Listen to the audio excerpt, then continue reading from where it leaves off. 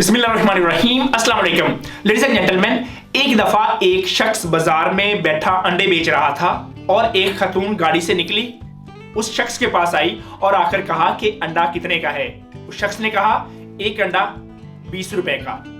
उस खातून ने कहा मैं आपसे 6 अंडे खरीदूंगी लेकिन 100 रुपए दूंगी।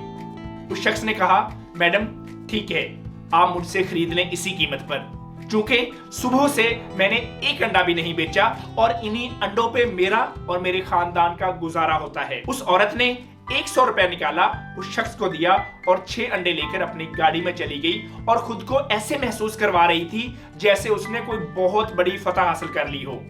लेडीज एंड जेंटलमैन, अपने फ्रेंड के साथ बैठ के वही औरत एक महंगे रेस्टोरेंट में चली गई।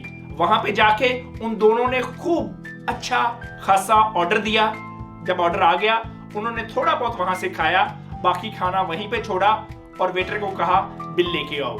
जब वेटर बिल लेके आया तो वो 4500 रुपए बना।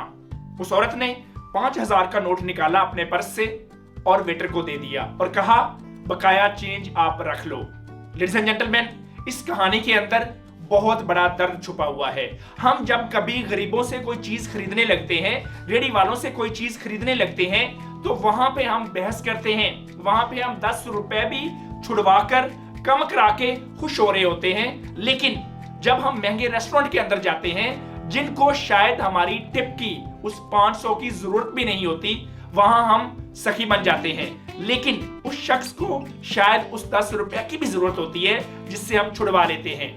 लेडीज एंड जेंटलमैन, एक बाप बाजार में जाया करता था और गरीबों से चीजें खरीद लिया करता था। बाज औकात उसको जरूरत भी नहीं होती थी और बाज औकात उनकी मुंह मांगी कीमत पे खरीद लिया करता था। उसके बच्चे हमेशा देखते रहते थे। एक दिन उसके बच्चों ने उससे पूछा, डैड आपको जरूरत भी नहीं होती, उसके बावजूद आप इन लोगों से चीजें क्यों खरीद लेते हैं? डैड ने कहा, बेटा ये चैरिटी होती है जो डिग्निटी के अंदर रैप होती है। लेडीज एंड जेंटलमैन, ये स्टोरी अगर आपको अच्छी लगी हो तो इसे आगे शेयर कीजिएगा, हो सकता है किसी के काम आ जाए।